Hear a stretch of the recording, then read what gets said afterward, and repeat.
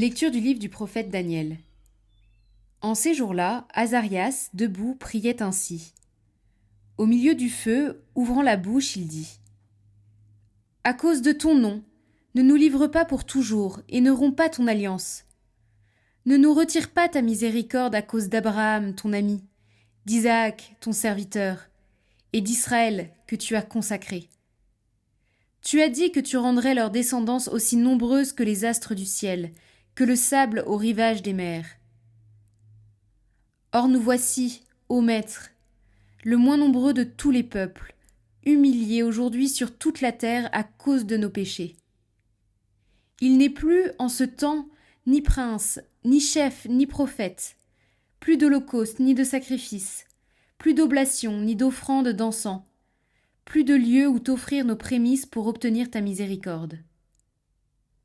Mais, avec nos cœurs brisés, nos esprits humiliés, reçois-nous, comme un holocauste de béliers, de taureaux, d'agneaux gras par milliers. Que nos sacrifices, en ce jour, trouvent grâce devant toi, car il n'est pas de honte pour qui espère en toi. Et maintenant, de tout cœur nous te suivons, nous te craignons et nous cherchons ta face. Ne nous laisse pas dans la honte, agis envers nous selon ton indulgence et l'abondance de ta miséricorde. Délivre-nous en renouvelant tes merveilles, glorifie ton nom, Seigneur.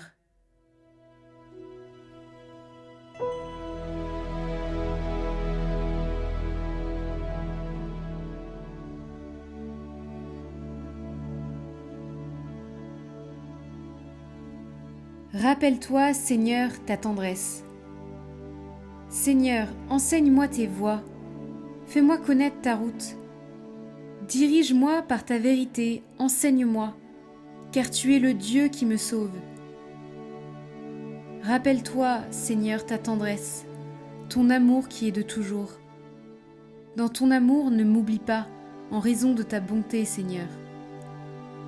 Il est droit, il est bon, le Seigneur, lui qui montre aux pécheurs le chemin. Sa justice dirige les humbles, il enseigne aux humbles son chemin. Rappelle-toi, Seigneur, ta tendresse.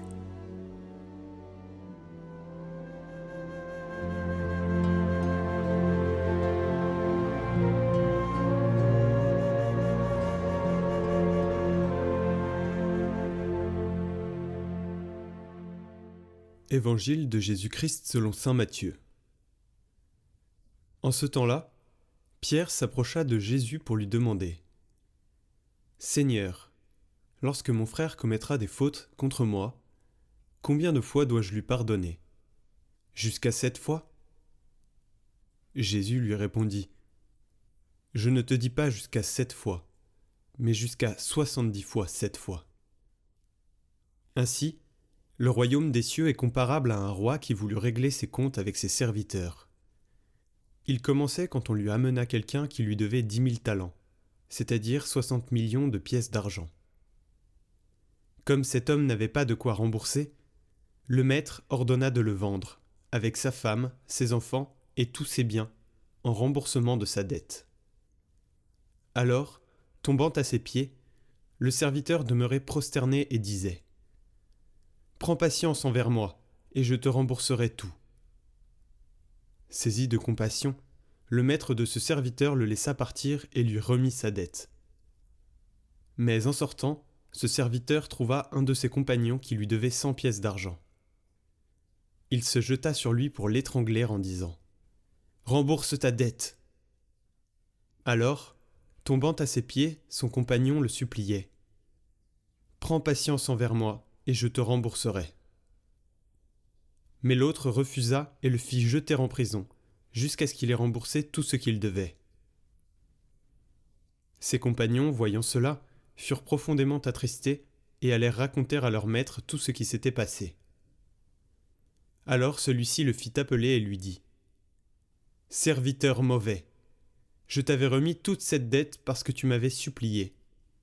Ne devais-tu pas, à ton tour, avoir pitié de ton compagnon comme moi-même j'ai eu pitié de toi ? Dans sa colère, son maître le livra au bourreau jusqu'à ce qu'il lui remboursait tout ce qu'il devait. C'est ainsi que mon Père du ciel vous traitera, si chacun de vous ne pardonne pas à son frère du fond du cœur.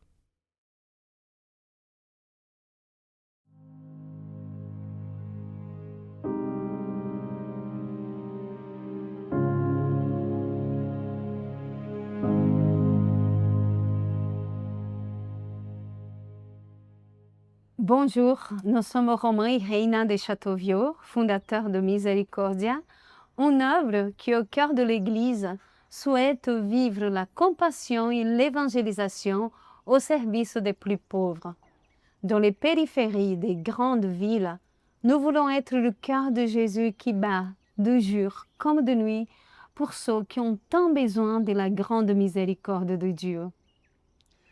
Dans l'évangile d'aujourd'hui, Pierre s'adresse à Jésus avec une proposition qui, selon les normes de l'époque, était super généreuse. Pierre propose de pardonner 7 fois. Le chiffre 7 représente la perfection, la plénitude. Et du coup, Pierre pense vraiment avoir atteint la limite du raisonnable. Et cependant, Jésus vient et brise ces schémas avec le célèbre 70 fois 7 fois. À travers ça, Jésus nous demande de ne pas tenir un registre et de pardonner 490 fois, et puis, à la 491e fois, de nous venger. Ce qu'il dit, c'est que la miséricorde, ça ne se compte pas. La miséricorde, ça se vit. Le pardon chrétien, c'est pas un exercice mathématique, mais c'est une disposition du cœur. Il y a des moments dans la vie qui vous marquent à jamais. Pour moi, ce moment s'est produit dans une favela au Brésil. Là-bas, au milieu de tellement de misère, j'étais confrontée à l'amour de Dieu. Et ce n'était pas un amour théorique, c'était un amour qui m'a laissé sans voix. J'ai réalisé que ma dette envers lui était infinie.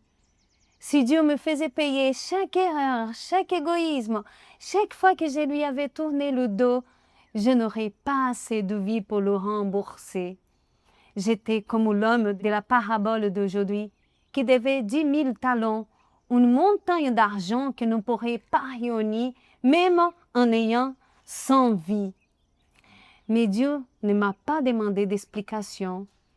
Il n'a pas imposé de plan de remboursement. Il n'a même pas menacé. Il a simplement eu pitié de moi. Il a eu pitié de moi. Il a eu miséricorde de moi. Il a effacé ma dette. Il m'a offert une liberté que je ne méritais pas. Cependant, l'Évangile ne reste pas sur la montagne de premier amour. Il descend dans la bulle du quotidien. C'est le mystère de ma propre misère.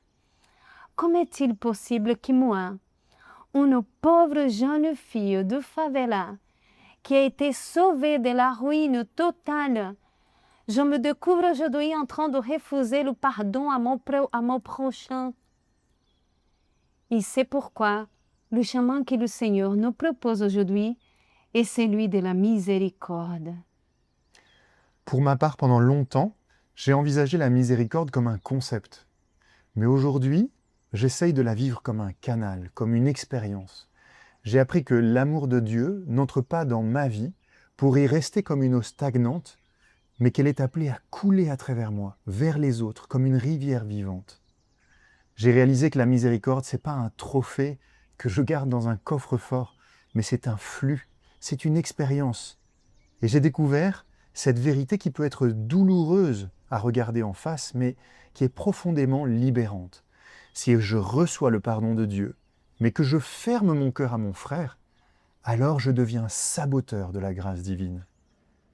Aujourd'hui, l'Évangile cesse d'être un récit étranger pour devenir comme un miroir pour nous-mêmes. Nous sommes tous, toi et moi, ce débiteur de 10 000 talents, une dette impayable. Mais nous sommes tous regardés avec cette compassion infinie. Jésus termine par un avertissement sérieux. Mon Père fera de même si vous ne pardonnez pas de tout votre cœur. Nous sommes appelés à comprendre réellement ce qu'est le pardon. Pardonner, ce n'est pas oublier.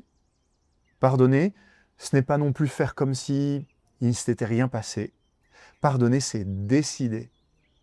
Pardonner, c'est vraiment prendre cette décision souveraine, cet acte courageux de renoncer à la dette. Cela ne vient pas de mes sentiments, puisque souvent ils sont blessés, mais ça vient de cette grâce que le Seigneur m'inspire pour aimer comme lui aime. C'est à ce moment-là que le miracle se produit. C'est en lâchant la chaîne de l'autre que je découvre qu'en fait c'est moi qui suis libéré. Comme effort concret pour aujourd'hui, nous vous proposons de vous poser cette question. À qui est-ce que j'exige encore de payer ce qu'il me doit ? Est-ce que je suis prêt pendant ce carême à m'ouvrir au pardon que Dieu m'offre et à pardonner à ceux que je n'ai pas encore pardonnés ? Nous vous proposons de prier avec nous cette petite prière. Seigneur Jésus, Dieu d'infinie tendresse, je me présente aujourd'hui devant toi avec les mains vides et le cœur ouvert. Je viens te demander la miséricorde qui ne juge pas, mais qui embrase, elle qui ne compte pas mes chutes, mais qui célèbre mon retour. Lave-moi, Seigneur, de ton amour, afin que je puisse abandonner mes fautes et reposer dans la paix. Ne laisse pas ta grâce stagner en moi. Apprends-moi à être le canal de ta miséricorde. Amen. Amen.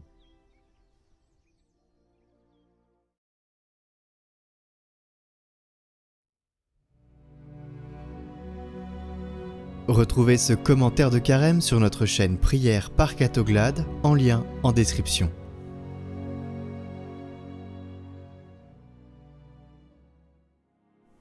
Chers amis, rendez-vous le 11 mars sur Catoglade pour la neuvaine à Saint-Joseph. Nous demanderons la protection de Saint-Joseph sur nos vies. Vous pouvez recevoir la neuvaine par mail avec Hosanna Prière avec le lien disponible en description et en haut à droite de cette vidéo, ainsi que sur notre chaîne Catoglade Prière en lien également. La neuvaine sera aussi sur cette chaîne YouTube à la suite des lectures et du commentaire du jour.